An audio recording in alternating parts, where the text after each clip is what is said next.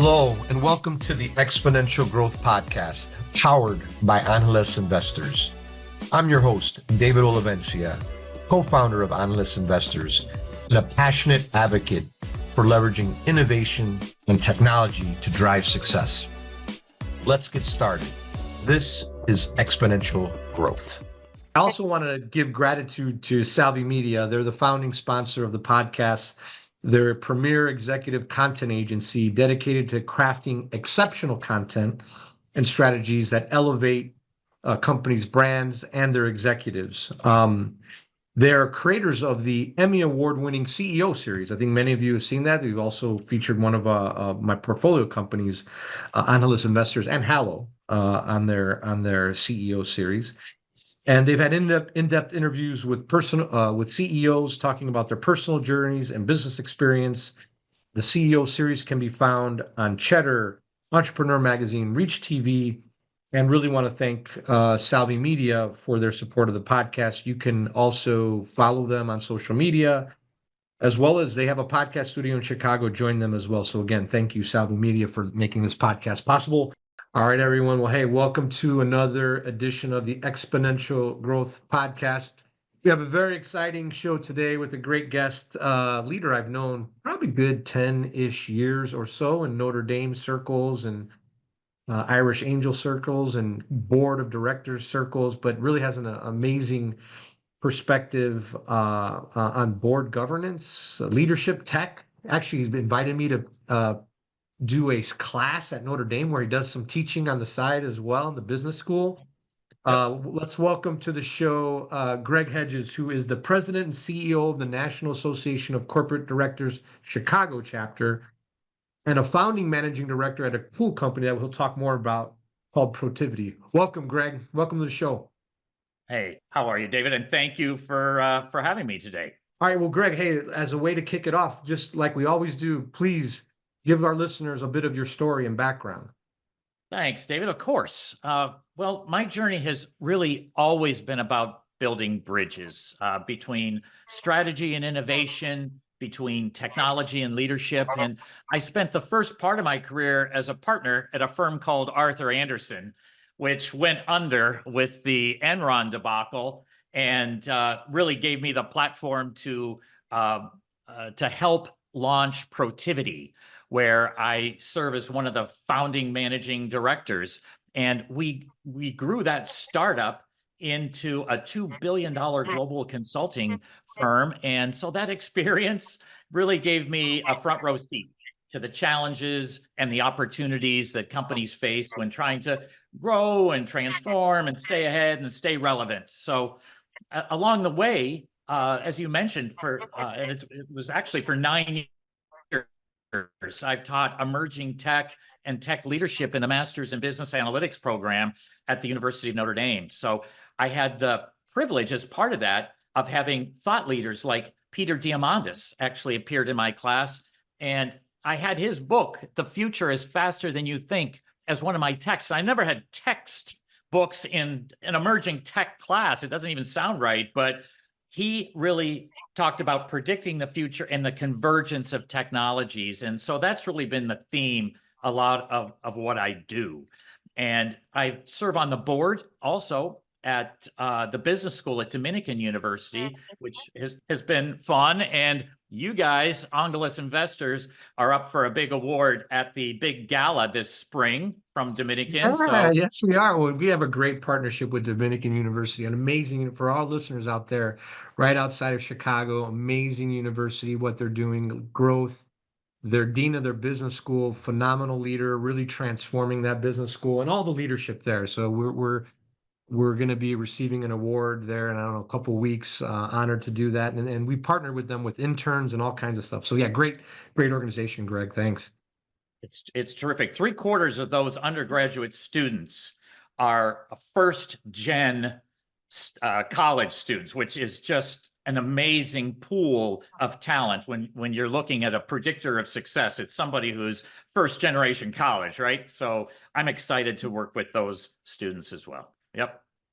Excellent. Well, great story. And, and then you're also, as part of this, the National Association of Corporate Directors, Chicago chapter lead, you get a great visibility into amazing board members who are leading governance, providing strategy to a lot of entities. So that's sharp. It's not only have access to them, but you're a leader, right? You're a thought leader. You share perspectives there.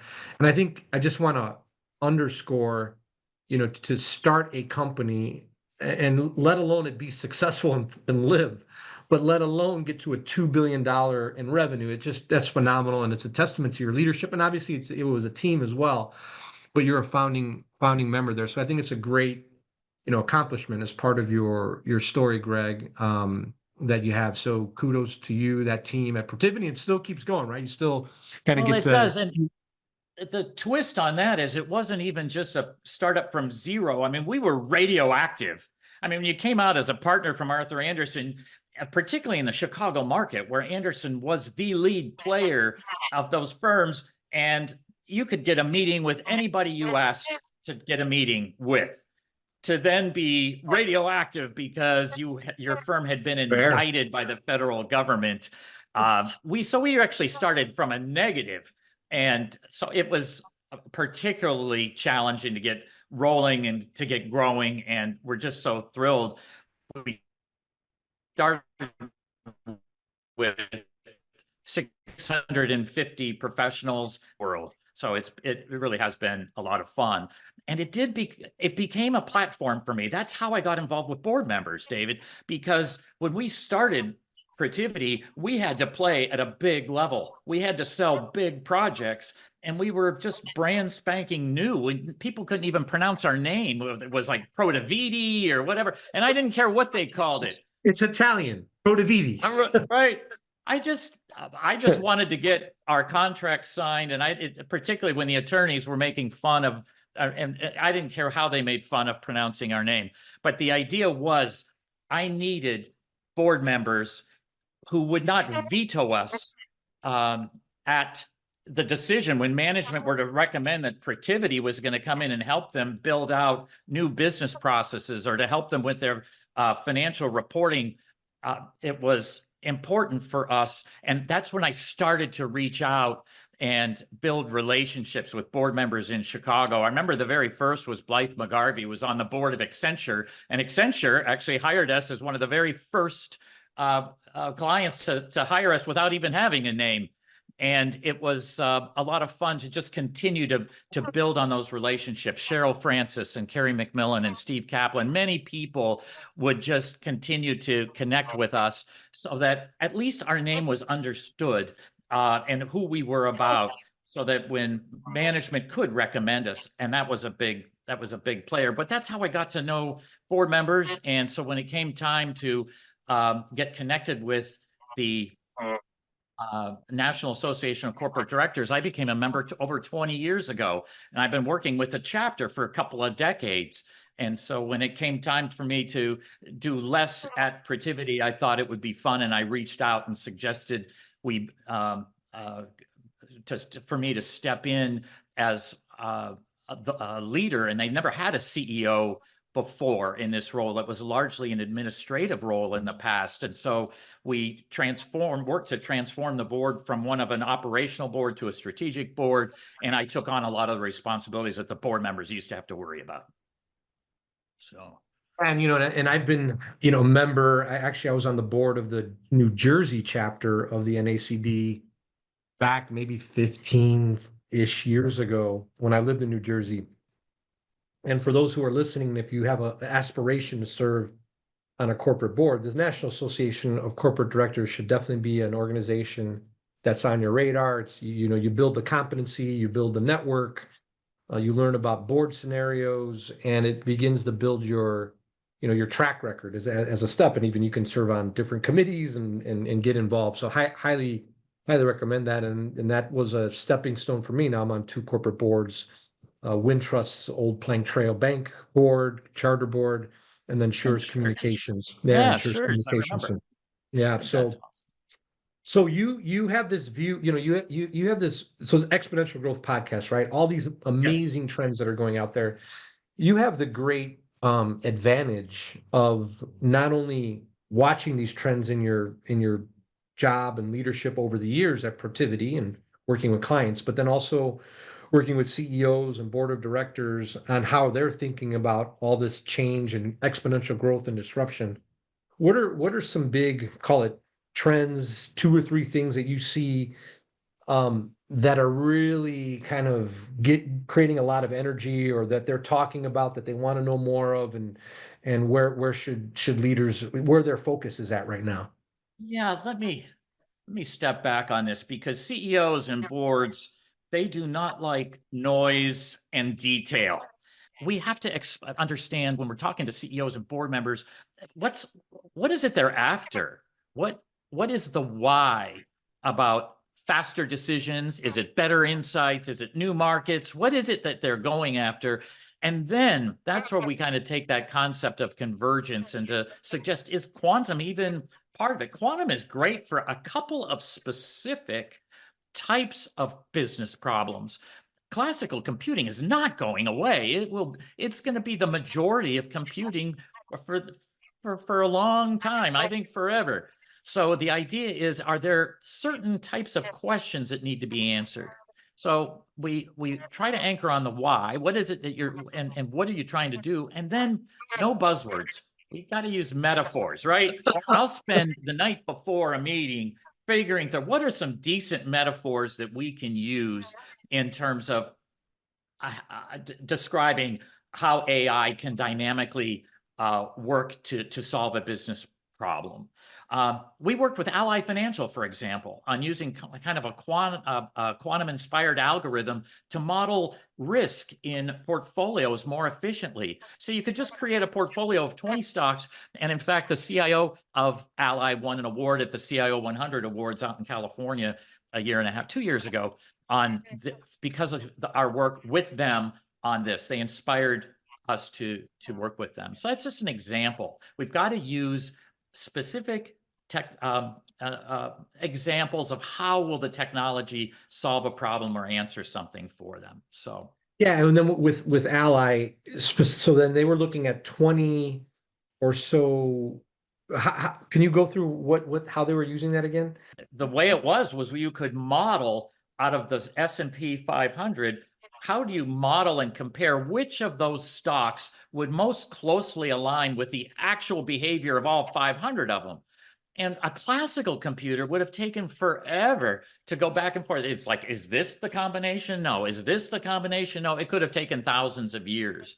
But we used the annealing, which was a form of quantum computing, to be able to simultaneously look at combinations of stocks. And that's where we said, okay, it looks like 20 of it. You could create a portfolio that models the behavior using these 20. And I might be missing at 25 or something like that, but it's been well written and we've talked about it. And maybe in the show notes, we could include some information about this. Happy to do it. Oh, yeah, there you go.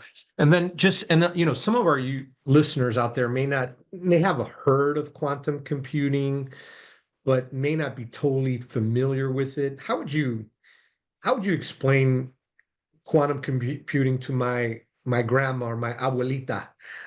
Yeah. In very, very simple terms. Of course, quantum computing is just an additional way of being able to process information, and it forces subatomic particles to behave in a certain way that quantum engineers worry about. I don't. And here's just another example. The traveling salesman problem has been around forever. Imagine there's a traveling salesman wants to go to 20 cities, but he wants to go in the shortest route possible, and he doesn't want to go back to any other city. It's just got to be in that way.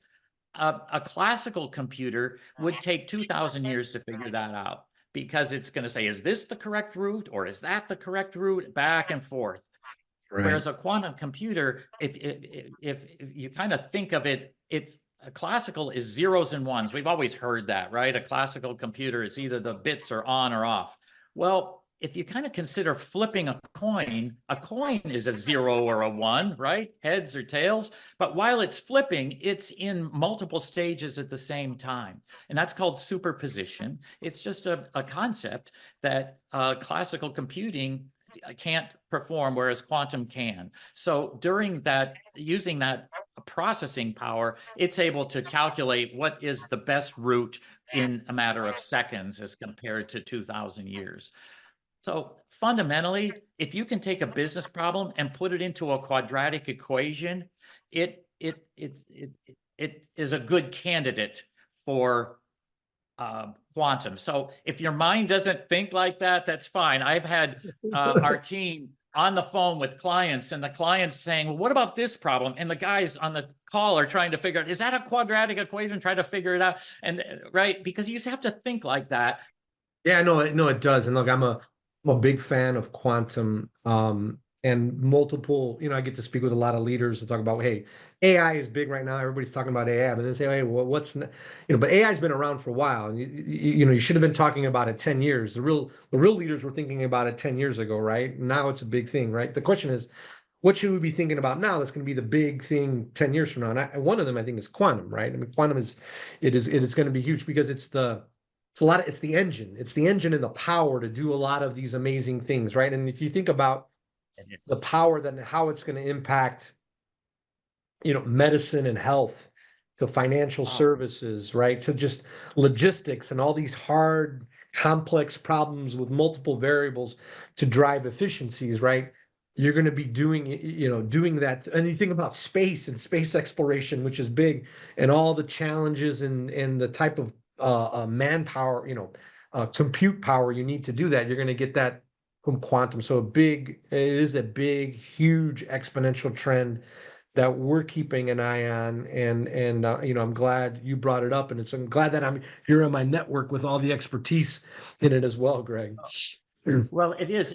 And the thing is, again, it's going to be about convergence, David. I mean, imagine being able to take the power of quantum computing to enhance the ability of AI models to learn more faster, and how much additional data it can ingest to be able to get to the training of models. That's the power of this. It's all going to be in the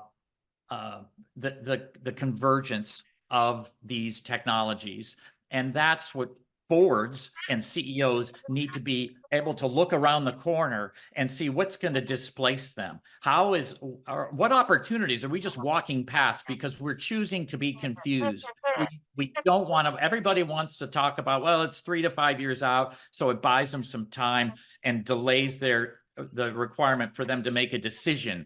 So Ally and other companies like them are smart to be able to just say, although quantum isn't at a stage yet that it can go into a common production model, we can model how quantum works, so you can figure out now what are the problems it solve. So when it does become of a faster, have more capacity, how would we be able to use it?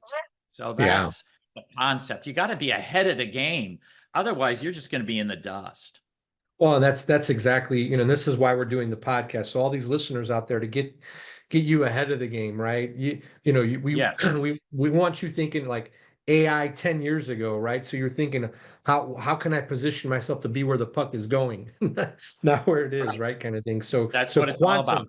Keep an eye on quantum for all those who are listening now. A lot of conversation about AI over the last several episodes. This one's on quantum. It's one to definitely keep an eye on. So now let's talk. So exponential growth, you got trends, you got investing. So now with all these trends going on, how are you looking at investing, one? And then two, how do you see people placing their bets? I mean, you talked about Ally, right? Ally is an example. They're saying, hey, quantum is an exponential growth trend. We're doing some experimenting with it. We're trying to model it, and there's other companies that are doing it, but maybe you can just talk a little bit, maybe how you are thinking about investing in these things. And then also the boards and the companies, where and how they're placing bets on these curves of exponential growth. Glad to. Well, with full transparency, I personally have not done a great job picking winning stocks or betting on angel investments. I joke that at the Irish Angels, people just invested in what I didn't. They got after 10 years there. I was like, they were afraid when I'd pick a stock. So, Greg is investing. No, find the next one. Don't invest. They talk about the Kramer portfolio, right? yes. Whatever Jim Kramer talks about. For angel investing, Greg is the anti-portfolio. Yeah, it was Irish Angels, but I thought of it more over time. It was more of a ministry than a moneymaker for me. It was just, helping people who, I thought were, I just wanted to help out. But I'll tell you, in terms of how others should probably think about it, I would focus on ecosystems, not just the big names. It's not about picking out the next Google, but it's maybe identifying hardware companies and data platforms and infrastructure players that are all enabling innovation. If you look at the quantum infrastructure and ecosystem here in Chicago, it's absolutely amazing. Kate Timmermans, the CEO of the Chicago Quantum Exchange. We've been friends for years. When I say we, in this case, it's Protiviti has been a sponsor there for years. And we work with academics, which of course it's the University of Chicago and 4 or 5 other academic institutions that are all combined along with Argonne and Fermi. And if you look at the brand new companies that have started in quantum in Chicago, it's amazing. So it was actually, I think, back in 2018 when the federal government just kicked $1 billion aside and said, "Hey, let's start investing in quantum," and because the Chinese had already made some announcements that made everybody nervous in terms of their advancement. So I think this idea of looking at ecosystems and placing bets on a number of the pieces there would make some sense rather than just trying to pick one or the other. And then I'd say take a look at the trends that play out over time. Quantum, AI, biotech, they all kind of evolve in waves. And you're not really investing in today. You're investing in the longer horizon. And you just can't get too tied up in looking for next quarter results or anything like that with this stuff.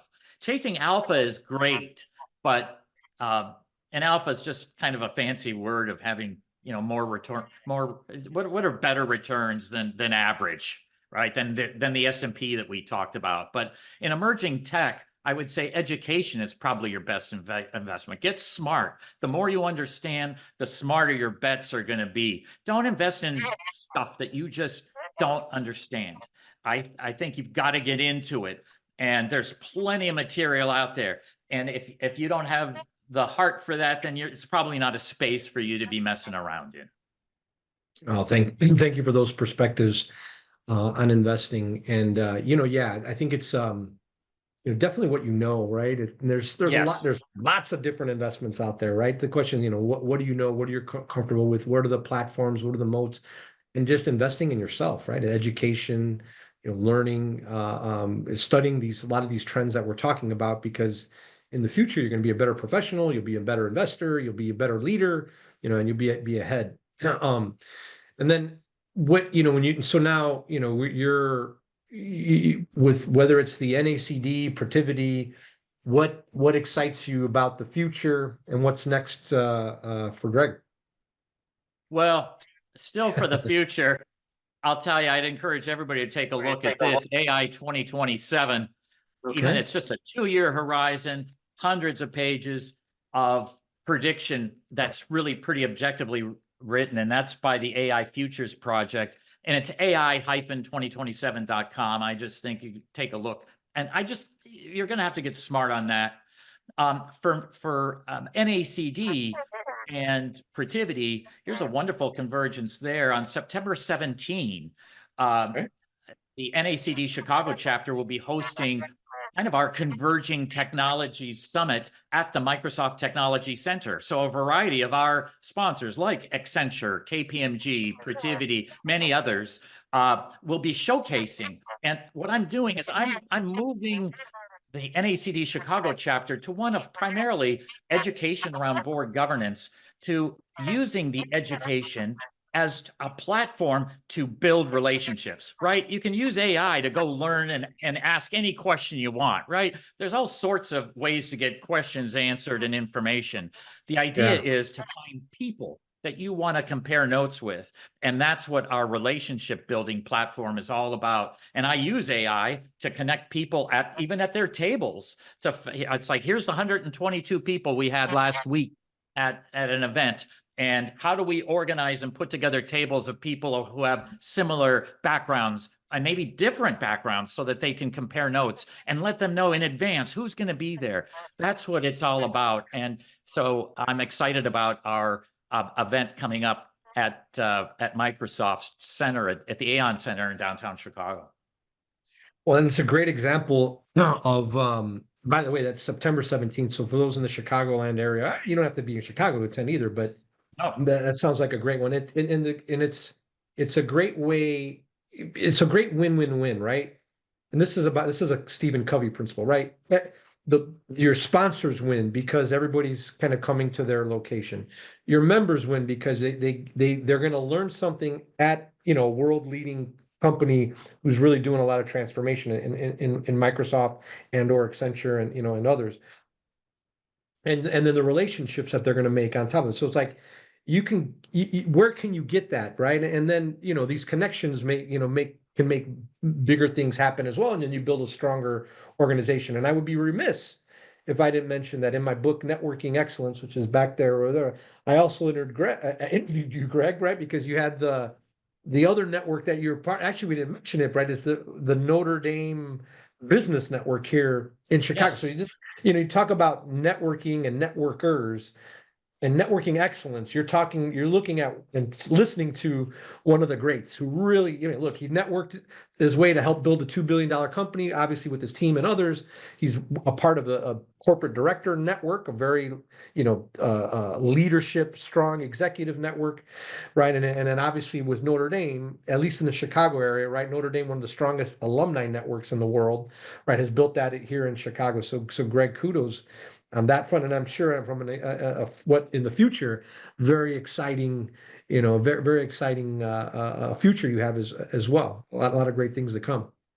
Yeah, the whole idea is connecting dots of, for example, with collaboration. Maybe there's a half dozen people who are our members and our sponsors, and they, in advance of our meeting in September, maybe want to work on answering a question like, how should AI be used in the boardroom during strategy sessions, or even just to cover minutes? Some boards are like, get out of here. I don't want these things recorded and documented. Others find the amazing efficiency of it. So that's the idea, is how do we get people together and just think about some of these challenges and then do a readout over 5 or 10 minutes at our event.